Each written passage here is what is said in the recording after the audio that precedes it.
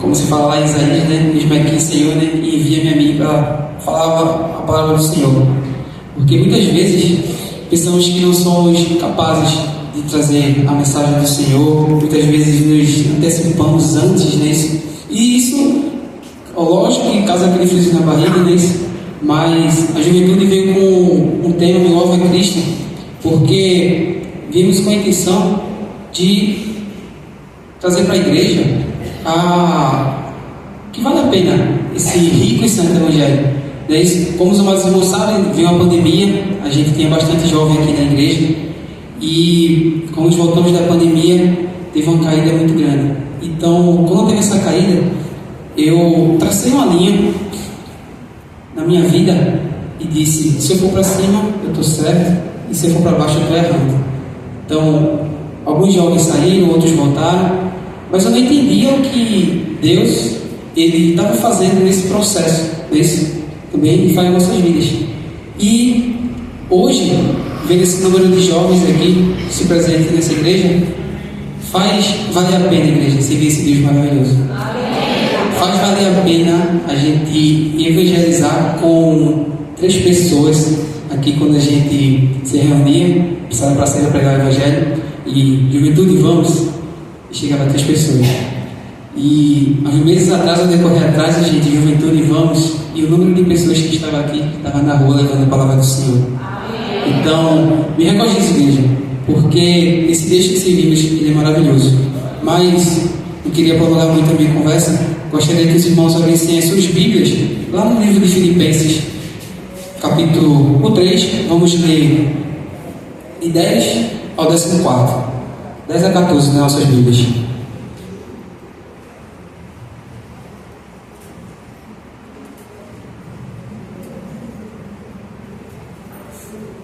Amém, misericórdia. Em reverência à palavra do Senhor, igreja, vamos ficar de pé, quem puder.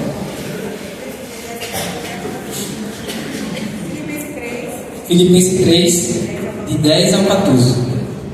Amém?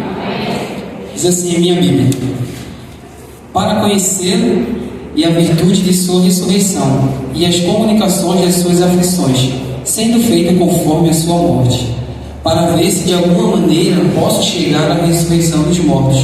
Não que já tenha alcançado ou que seja perfeito, mas prossigo para alcançar aquilo para que eu fui também preso por Cristo Jesus. Irmãos, quanto a mim, não julgo que haja alcançado, mas uma coisa faço, e é que, esquecendo-me das coisas que atrás ficam e avançando para as coisas que estão diante de mim, prossigo para o alvo, pelo prêmio da soberana vocação de Deus em Cristo Jesus. Amém? Então, vamos orar. Maravilhoso Deus, Santo Eterno Pai, mais uma vez, Senhor, estamos em Tua presença, Pai, para Te pedir direcionamento, Senhor Jesus. Ó Pai, essa palavra que acabamos de ler, Senhor Jesus, aplica ela em nossos corações, ó Pai, e que o Senhor seja sempre presente nas nossas vidas, Pai. Nos mantém firmes e fortes no Teu rico e santo Evangelho. É isso que eu Te peço e já Te agradeço, em nome de Jesus. Amém. Pode sentar, igreja. Então, igreja, essa carta do apóstolo Paulo para o pessoal lá de Filipe, não é isso? Ela também é contada como carta da alegria, não é isso? Onde ele fala muitas vezes regozijai-vos, né? Então alegrai-vos no Senhor, alegrai-vos, outras vezes digo alegrai-vos. Mas também essa carta nos traz uma esperança, que nos momentos de adversidades em nossas vidas, nós possamos sempre estar em comunhão com Cristo, porque Paulo vai dizer que o perder é Cristo e o ganho também, não é isso? Mas eu não queria ficar apenas só direcionado ao alvo. Eu queria dizer aos irmãos que temos etapas na vida que, ao percorrermos, sabemos o valor desse Deus maravilhoso. Assim como temos aqui bastante testemunho, né? Eu fui um jovem também, né? Sou um jovem, né? Toda minha, até o ano que vem ainda, né? 29, ano que vem, sou jovem. Mas que diz o seguinte: eu perdi um pai quando eu tinha 15 anos de idade e eu era da igreja.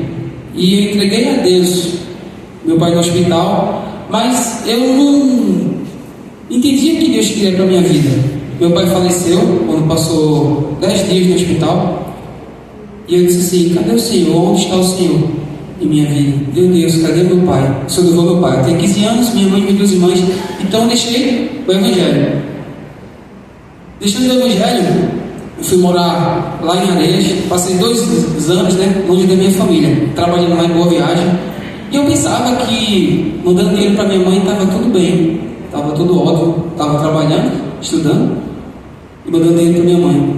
E um dia eu estava com uma saudade de casa, na verdade. E eu passei lá em Boa Viagem, na Avenida Domingos Ferreira, de frente a uma igreja lá, estava trabalhando e ia almoçar. E uma irmã me viu e me chamou. E disse o seguinte: volta para a tua casa. Vem, Deus está te chamando, mas também está dizendo para tu cuidar da tua família. Deixei minha mãe aqui sozinha com minhas duas irmãs, que são mais velhas do que eu, sou mais novo. E eu voltei para casa, alegre, e fiquei pensando na palavra que a irmã me deu. E muitas vezes, que Deus está, na nossa caminhada que traçamos, a gente estipula, ou vamos estipular na verdade, 3 etapas da nossa vida: a porta, a caminhada e o alvo, que é Cristo. Esse alvo que trazemos para os amados irmãos e para nós também, que é Jesus Cristo, que é o seu reino, ele nunca cansa de ser ministrado. Muitas vezes a gente diz assim: rapaz, eu passei um mês todinho nesse versículo aqui, e domingo a juventude vai ler de novo. Mas a palavra diz que a palavra do Senhor se renova a cada manhã, não é isso? Então, quando estamos à porta, eu lembro também daquele do versículo que tem lá em Apocalipse, no capítulo 3, versículo 20, que diz o seguinte: eis que estou à porta e bato. Se alguém ouvir a minha voz e abrir a porta, entrarei com ele em sua casa, e com ele cearei e ele comigo. E me fez lembrar também essa passagem, a porta, que Deus está à nossa porta. Ele diz o seguinte: está batendo no nosso coração, esperando, ele só está esperando a gente abrir para ele entrar, para cuidar da nossa vida, cuidar da nossa família. E também viu a mensagem do Senhor naquela parábola que diz do filho pródigo, que os irmãos já conhecem. Mas o que eu acho mais interessante daquilo ali é que quando ele vai para o celeiro dos porcos, quando ele passa por todas as dificuldades, porque quando ele está com o dinheiro da sua venda, lá da sua parte, a divisão da parte, ele está feliz. Então muitas vezes quando pessoas elas têm um ganho ou têm bens materiais, muitas vezes eles esquecem de Deus. E Deus deixa você ir, porque a vida é feita de escolhas. Você tem um livre-arbítrio para escolher e fazer suas escolhas, mas também as suas escolhas vão gerar consequências na sua vida. Então, muitas vezes pais se cobram, não é isso, igreja? Você não sou pai ainda, pretende ser um dia. Você pai se cobra muito dizendo assim: eu vou fazer meu filho aqui, vou trancar ele aqui, fazer isso, fazer aquilo ali. Mas um personagem da Bíblia que me chama a atenção é Sansão. A mãe de Sansão era estéril. Os irmãos sabem isso. Era estéril. Veio o anjo do Senhor e disse a ela. E o marido dela disse não. E ele orando, os dois orando, e o anjo de novo apareceu ao Senhor e disse: vai nascer um homem. Será que eles eram fervorosos ao Senhor, fizeram ofertas ao Senhor? Mas será que eles não educaram Sansão em suas escolhas no Evangelho de Deus? Sim ou não? Sim, né, igreja? Então, não se aperreie com o processo, porque as escolhas elas vão ter consequência. Porque muitas vezes a gente pensa que o caminho é aquele, eu vou por aqui, eu não vou por ali, eu vou fazer isso, eu vou fazer aquilo, mas muitas vezes também não pedimos o direcionamento de Deus, não é isso? E nisso a gente erra, porque muitas vezes Deus chama a gente para fazer uma coisa e a gente está fazendo outra totalmente diferente, se preocupando com outra coisa totalmente diferente, porque nos preocupamos com o que fizemos lá atrás, não é isso? Então o que vem lá atrás vai respaldar agora a nossa vida. Mas Deus diz o seguinte: o que vale para mim, Deus vai dizer assim, o que vale, Jesus vai dizer, o que vale para mim é o quê? É o futuro? O que vale para mim é o futuro, Jesus diz? Não, o que vale para mim é o quê? Presente. Porque o passado já passou. O futuro está na mão de Deus. Eu tenho que viver o quê? O hoje. Se eu amei, eu tenho que amar mais. Se eu errei, eu tenho que tentar me consertar para não errar mais. Então, se eu ferir alguém, eu tenho que chegar lá e pedir perdão e dizer desculpa se eu errei com você. Eu tenho que melhorar a cada dia e buscar melhorar a cada dia, porque são coisas distintas na nossa vida. Então, como Deus está à nossa porta, quando aceitamos Deus em nossos corações e entramos na caminhada, percebemos que é difícil. Vai ter momentos árduos. Quem é líder de departamento, quem é cristão, quem é líder de departamento, ele vai sofrer, porque ele vai dizer assim: eu queria todo mundo aqui hoje. Mas às vezes nem todo mundo está na tua sintonia ali, ó. Não é isso? Então a igreja muitas vezes hoje está cheia, mas amanhã quando tem um culto de oração ou quando uma coisa está vazia. Então, totalmente, nem todas as vezes a gente vai estar em sintonia. Mas é prazeroso. É difícil quando deixamos de fazer a nossa vontade para fazer de Deus. Não é fácil isso. Não é fácil cantar chorando, pregar sofrendo, caminhar sem ter forças e ajudar precisando de ajuda. Muitas vezes a pessoa está precisando de uma força, de uma ajuda. Eu sou cristão, eu sou evangélico. Aquela pessoa está ali no meu trabalho, está na fila de um banco, está na faculdade, está ali. E eu, rapaz, que fila grande, viu? Hoje o sol está muito quente, mas está chovendo aqui e ela está falando coisas e eu estou totalmente esquecendo de Deus. Não é isso? Eu não estou pregando o evangelho àquela pessoa. Aí eu digo para ela o seguinte: rapaz, realmente está quente. A fila aqui, política, jogo, futebol, gargalhada, e a gente vai naquela linhagem. E a gente esquece de falar assim: ei, Jesus te ama. Ei, bora amanhã para a igreja comigo? Então, me faz lembrar também que muitas vezes quando vê a história de Jesus, a gente diz assim: rapaz, Judas traiu Jesus por 30 moedas de prata. Mas igreja, eu vou dizer com toda a convicção do mundo: se eu tiver uma filha na escola, no meu trabalho, e a pessoa estiver lá, e eu não anunciar o evangelho àquela pessoa, eu também estou traindo Jesus por 30 moedas de prata. E aí a gente começa a questionar o porquê. Rapaz, é aquilo outro, mas não entendemos o tempo. O tempo da promessa, ela é longa, não é isso? E o tempo do processo vem as adversidades, vem os contratempos, e muitas vezes chegamos e dizemos assim: mas Deus, por que está acontecendo aquilo? Deus, por que está acontecendo isso na minha vida? Eu estou orando por aquela causa, eu estou vindo para a igreja, venho para a escola dominical, círculo de oração, estou aqui de manhã, de tarde, de noite, evangelizo a palavra e não conhece. Mas muitas vezes não entendemos que o tempo do processo é passageiro. Por que o tempo do processo é passageiro? Porque Deus está te preparando para a promessa que Ele te dá. Deus ele não está dizendo assim: olha, eu estou preparando a promessa para você. Eu estou preparando a promessa para você ganhar. Não. Ele vai te dar o processo. Você vai entender o processo nessa caminhada. Não vai ser árdua, mas no final a recompensa vai valer a pena. Temos vários personagens bíblicos que vai dizer o seguinte: Sara com 90 anos deu a luz a Isaac. Não é isso? Davi foi ungido rei por Samuel e só subiu ao trono, assumiu o trono depois de 18 anos. Se Deus quisesse, Deus poderia capacitar, não é isso? Mas Deus nos deixa exemplo no decorrer da sua trajetória que temos que entender o processo. Porque o processo, igreja, ele vai te deixar maduro na fé. O processo ele vai te regozijizar. O processo ele vai dizer assim: confia porque eu estou contigo. Confia que eu estou com você. O processo ele vai dizer o seguinte: vai dizer assim: Sérgio, Deus está lá em cima que eu estou orando e intercedendo. Tu já me entregou. Tu já me entregou o que tu vai querer fazer. Então calma, tu já está nas minhas mãos. Então calma. Deus responde a gente instantaneamente, igreja. Quando entramos no nosso quarto, dizemos assim: Senhor, eu quero aquilo. Muitas vezes desejamos um bem, muitas vezes desejamos uma casa. Somos humanos, queremos um bem para a nossa família. Quem aqui que não quer um bem material bom para a sua família, um conforto bom para a sua família? Todos querem isso. Mas temos que entender que, conforme a vontade de Deus, vai dar. E Deus vai suprir as nossas necessidades.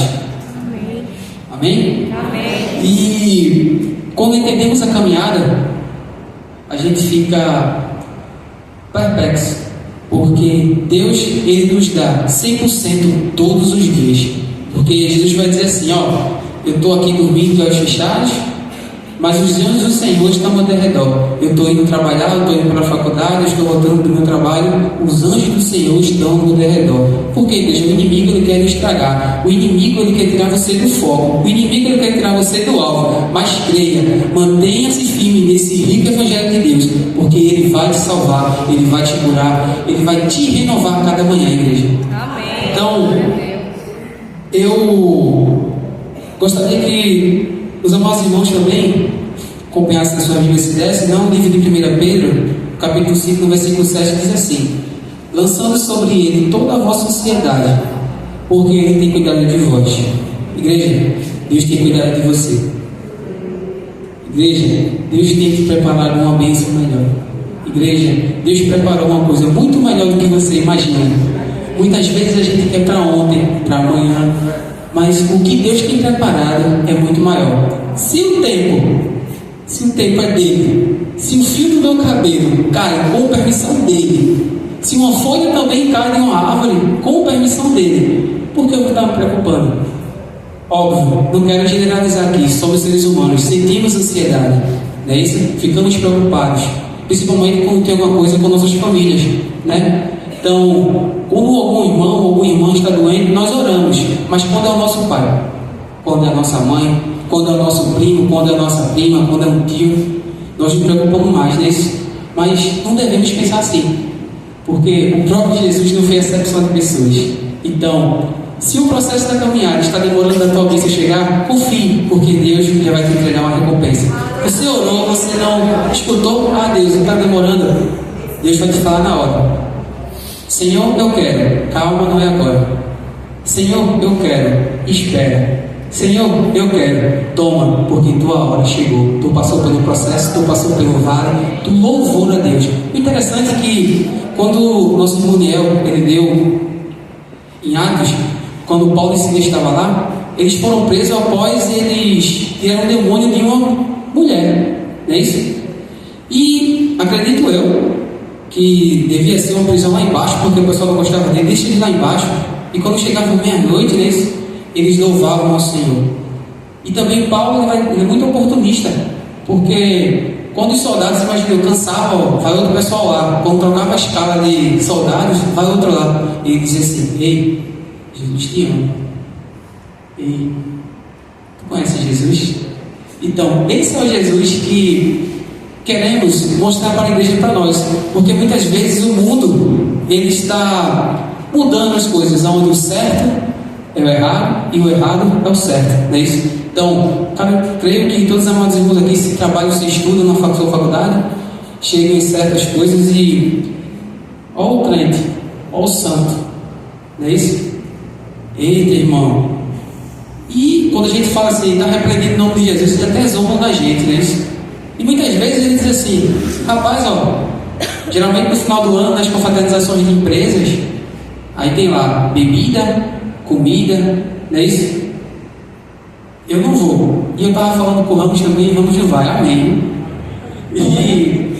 Então ali tem comida, bebida, mas se Deus não manda sentar nas rodas, eu vou ficar nos sedores. E vou fazer o que é ali. Mas o pessoal julga a gente, né? O pessoal ele julga. Mas entregamos a ele diferente, porque quem quer o meu mal, eu quero o bem, e se ele quer meu bem, eu quero o bem dele mais ainda, porque a gente tem que fazer a diferença dele, porque quando estamos com Deus, nós somos novas criaturas. Esse versículo que a gente leu também vai dizer que lá no final a recompensa maior é que Deus vai dar a você um corpo novo, então isso aqui que já está aqui já passou, um corpo santo e imaculado, que nem o de Jesus. Vê que privilégio, igreja, nós temos. Vê que privilégio temos de adorar esse Deus, enquanto tantas pessoas nesse mundo, como aqui foi falado com esses jovens que estão drogados, muitas vezes a gente vai julgar: foi opção, foi escolha, mas a gente não entende. Às vezes eles não têm uma família tão estruturada como a nossa, às vezes eles passam por dificuldades maiores que as nossas, e às vezes a gente diz assim: eita, meu Deus, eu não quero ir não. Quando as pessoas nos hospitais, quando eu vou com a minha mãe para o oncologista, eu vejo jovens lá, meninas sem cabelo, jovens sem cabelo, quando saem da quimioterapia, e saiu toda, depois de tomar o coquetel lá, saiu toda mole, com sono, às vezes sem força de caminhar. E nós, que temos a força, temos que fazer o ir de igreja, fazer o ir dessas pessoas, orar por elas, interceder por elas. Então, aonde tiver espaço, aonde que tiver lugar para você ir, vá. Fale desse Jesus, não faça que nem Judas, porque ele, infelizmente, ele não se arrependeu, porque eu creio que se ele se arrependesse, Deus salvava ele, como Deus nos salva todos os dias. A gente chega a dizer assim, no decorrer do nosso dia, fazemos várias coisas, temos várias aflições, muitas coisas, problemas, e também não pensamos como cristãos. Às vezes a gente leva uma topada ou pede para alguma pessoa fazer algum favor, alguma coisa que a pessoa não responde como a gente espera, e na hora a gente vai dizer assim, mas rapaz, aquela pessoa não fez o que nem eu queria não. Mas a gente tem que ser diferente, porque são as pessoas santas, porque a palavra diz que sede santo, não é isso? Então, todo dia você tem que se santificar mais. E nesse tempo, na caminhada, a gente vai existir as perspectivas do tempo, né? Que é o passado, o presente e o futuro. E o apóstolo Paulo também aqui vai dizer lá no versículo 13, diz: irmãos, a mim não julgo que haja alcançado, mas uma coisa faço, e que esquecendo-me das coisas que atrás ficam e avançando para que estão diante de mim. Então, Deus está à porta, batendo para entrar no nosso coração. Aceitamos Jesus como nosso Salvador. Entramos na caminhada. Que caminhada é essa? A caminhada do Evangelho, a caminhada do discipulado. Você que é novo, aceitou Jesus recentemente, você vai entrar na caminhada. Jesus disse assim, vem a mim, você só vai ter bonança não. Vem a mim, você só vai ter aqui, só vai passar por coisa boa. Mas não.